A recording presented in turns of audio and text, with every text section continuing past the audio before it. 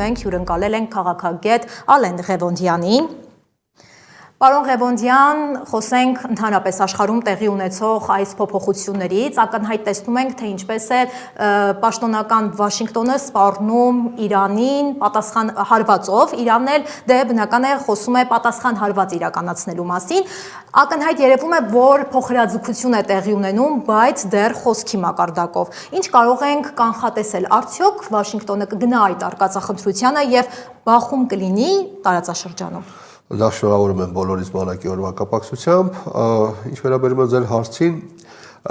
Միացյալ Նահանգների ռազմավարության, այսպես բովանդակության եւ ձևային էլեմենտը այն է, որ մենք ուժի դիրքերից ենք հանդես գալիս, ուժի դիրքերից թե ռազմական հնարավոր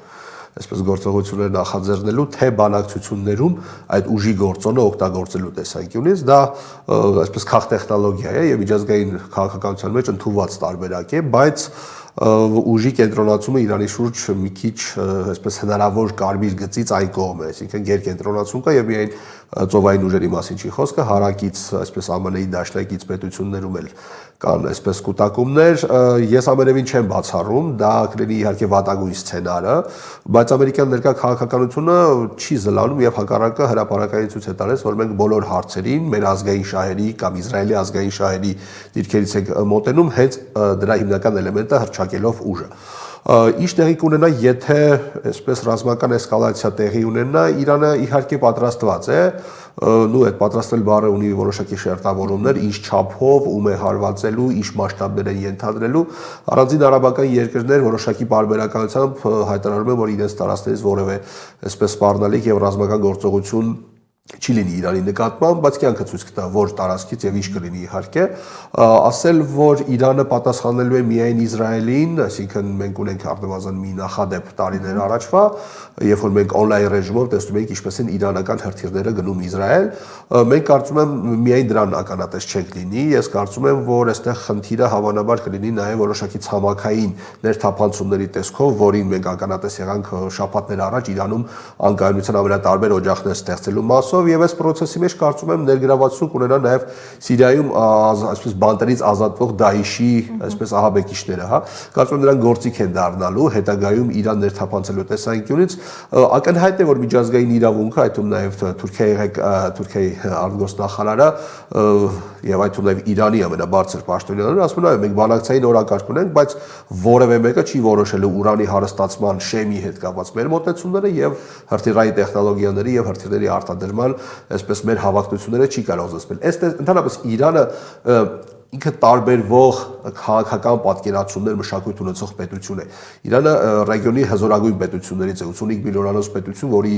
որը աշխարհի ամենաերիտասարդ երկրներից է։ Ունեն տեխնոլոգիաներ, սանկցիաների տակ են ստեղծել եւ ասեմ ձեզ, որ նրանց դրոնները լավագույններից մեկն են դարձել աշխարհում, այդ մոդելը անգամ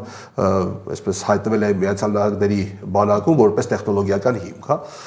Ինչ չափի կլինի էսկալացիան եւ ինչպիսի հետևանքներ կունենան, կարծում եմ դա կլինի վատագույնը, թե մեր տարածաշրջանի համար, թե մեծ մերձավոր արևելքի համար, եթե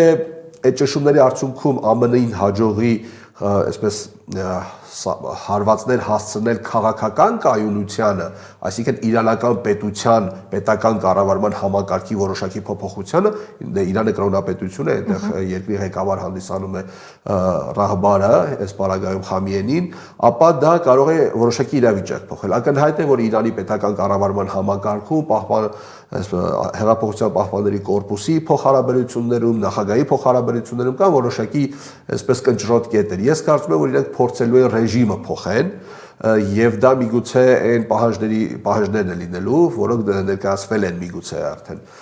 Իրանին, բայց որ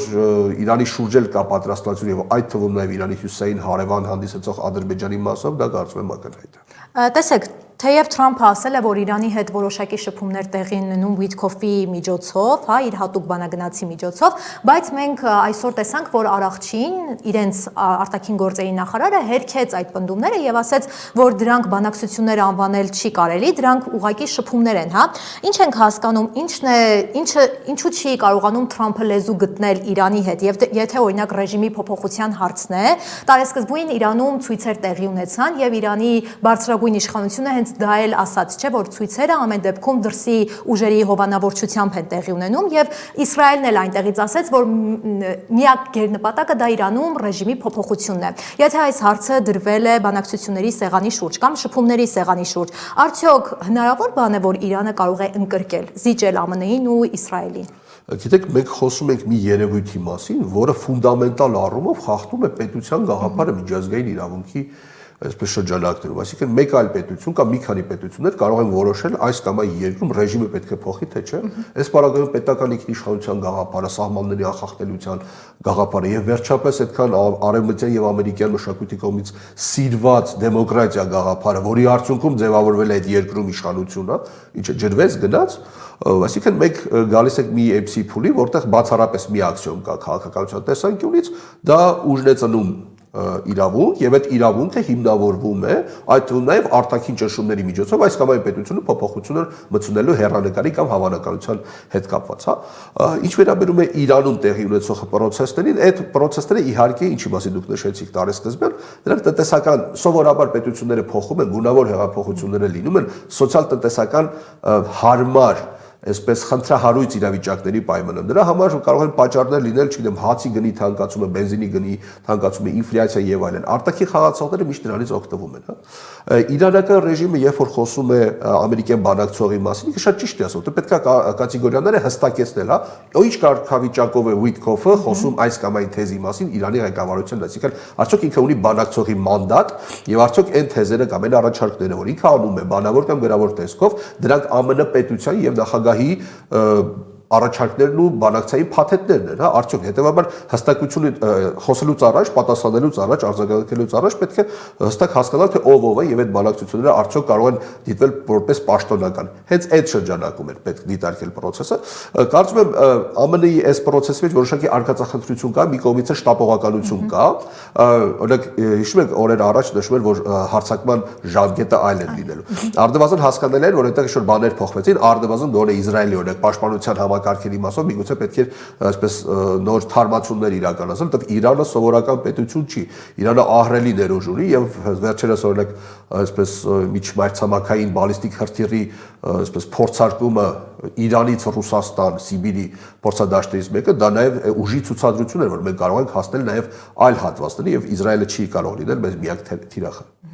Պարոն Ղևոնդյան, այն որ Թրամփի վարչակազմը փորձում է հնարավոր եւ անհնար բոլոր տարբերակներով իր իշխանությունը, գերիշխանությունը հաստատել տարբեր ռեգիոներում, նորություն չէ, եւ մեր տարածաշրջանն էլ անմասն չի մնում այդ ամենից։ Պարզ դարձավ, որ փետրվարին Ջեյ Դի Վենսը տարածաշրջանային այց է ունենալու Հայաստան, հետո գնալու է Ադրբեջան։ Այնպես է ստացվում, որ Հայաստանի հետ տարածված հաղորդագրության համաձայն կնքվելու է խաղաղ միջուկային պայմանագիր, իսկ Ադրբեջանի հետ որոշակի ռազմական պայմանագիր, հա, պետք է կնքվի։ Եկեք բացենք այս տարածաշրջանային այցի տողատակերը, որքանով հնարավոր լինի։ Ինչ է ցանկանում կորզել կամ վերցնել Թրամփի իշխանությունը մոտակա տարիներին Հայաստանից կամ ընդհանուր առմամբ տարածաշրջանից։ Կարծում եմ ամերիկյան իշխանությանը հետաքրքիր են այն ռեգիոնները, որտեղ կան ռեսուրսներ, հա, այսինքն ռեսուրսային քաղաքականությունը դարձել է նրանց ազգային շահերի քաղաքականության լոկոմոտիվը։ Թե Հայաստանը, թե Ադրբեջանը ունեն տարբեր կարգավիճակներ եւ նշանակություններ ԱՄՆ-ի համար։ Հայաստանի պարագան դա լոգիստիկ խնդիրն է, այսինքն Զանգեզուրի միջանց կոչվող այսպես Trump Trip ծրագիրը մեծ հաշվով ինքը հանգեցվում է դրան, բայց որոշակի կոորդինացիայի ներքո, ամերիկյան հավանաբար կոորդինացիայի ներքո, չնայած կյանքը ցույց կտա ամերիկյան կլինի, ռուսական կլինի, թուրքական կլինի, թե ադրբեջանական։ Ինչ վերաբերում է Ադրբեջանի դերակատարմանը, Ադրբեջանը ռեգիոնալ առաջատար կարգավիճակ է ստանձնել հատկապես 2020-ից հետո, եւ չմոռանանք, որ Trump ընտանիքը Ալիևների ընտանիքի հետ անձնական կապեր, շփումներ է ունեցել տարիներ առաջ, հա, իսկ անձնական կապերը մեծ քաղաքականության մեջ, երբ որ հատկապես որոշակի այսպես ժառանգականություն եւ փորձառություն է եղել նախկինում, արդարացված փորձառություն, դրանք անտեսել չի կարելի, դրանք շատ կարեւոր են։ Ադրբեջանի դերակատարումը Իրանի տեսանկյունից կարևոր է, Ադրբեջանի դերակատարումը այս հարավային հոսքի, այսպես հարավային միջազգային քաղաքականության տեսանկյունից իհարկե կարևոր է, Հայաստանի դերակատարումը այստեղ ինչ որ հարցերում գիտեք ավելի շատ սիմվոլիկ է, հա, ցավալիորեն ասեմ, որովհետև Հայաստանը որոշել է, որ ինքը այսպես սուբյեկտից վերածվելու օբյեկտի։ Միջուկային թեմաները ինչի հետ են կապված լինելու, կապված են լինելու հավանաբար ատոմակայանի հետ եւ կյանքը ցույց կտա ինչ կոնտեքստում։ Իսկ փակման հնարավորություն օրինակ տեսնում եք ատոմակայանի։ Իհարկե։ Հայաստանի էներգետիկ անվտանգության տեսանկյունից մենք ունենք մի վիճակ, որ ամերիկացիները փորձելու են առաջարկ անել եւ այդ առաջարկին մենք պետք է պատասխանենք։ Այն, որ Հայաստանը սուբյեկտից վերածվել է օբյեկտի, դա ակնհայտ երևում է նաեւ Դավոսում տեղի ունեցած Ալիև-Փաշինյան երկկողմ հանդիպումից, երբ Հայաստանի ու Ադրբեջանի բանակցային գործընթացը քննարկվում էր ոչ թե եռակողմ ինչպես ընդունված է, այլ երկկողմ ձևաչափով։ Ալիևի հետ նստած Թրամփը խոսում էր հայ-ադրբեջանական բանակցություններից, իսկ Փաշինյանի հետ ոտքի վրա կամ նստած զրույցներ ընդամենը մի քանի րոպե տևողությամբ, դա էլ կադրերով կամ ֆոտոներով, որ ֆիքսել ենք։ Հիմա ինչ ենք հասկանում, հա, այսինքն Ամերիկայի համար հայ-ադրբեջանական գործընթացում, նույն ինքը Թրիփի կամ իրենց ձևակերպմամբ Զանգեզուրի միջանցքի բացման գործընթացում կարևորագույնը դա Ադրբեջանի հետ համագործակցությունն է։ Իհարկե, որովհետև Ադրբեջանը ռեսուրս ունեցող պետություն է։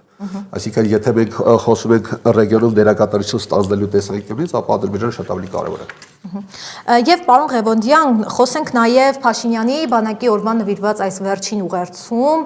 Փաշինյանը անդրադարձավ ՀԱՊԿ-ին, կրկին մեղադրեց ՀԱՊԿ-ին, ասաց, թե ՀԱՊԿ-ի պատճառով է, որ արևմտյան երկրները Հայաստանին սպառազինություն չէին տալիս եւ որպես օրինակ նշում է 2018-ին, թե ինչու չի եղել 19-ին, 20-ին, 21-ին եւ բերում հասցնում է 22 թվականներին։ Հնարավոր բան է, որ Փաշինյանը չգիտի, որ նույն արևմտյան երկրները հակամարտության տարիներին եւս Ադրբեջանին զենք չեն տվել եւ Անգլիան այս վերջերս է զենքի էմբարգոն վերացրել Ադրբեջանի նկատմամբ։ Դա բաց մանիպուլյացիա է եւ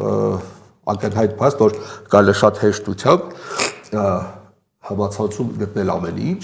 եւ դրա պատասխանները այդտեղ հստական առնվազն ԱՄՆ-ում կա ակտ, հա 907-րդ հոդվածը, որտեղ կոնկրետ Միացյալ Նահանգները էմբարգո է սահմանում Ադրբեջանի զենք տալու տեսանկյունից, հա։ Իսկ դա հերթական մանիպուլյացիա է, ոչ ավելին։ Շատ լավ, շնորհակալ եմ շատ պարոն Ղևոնդյան հարցերը քննարկելու համար։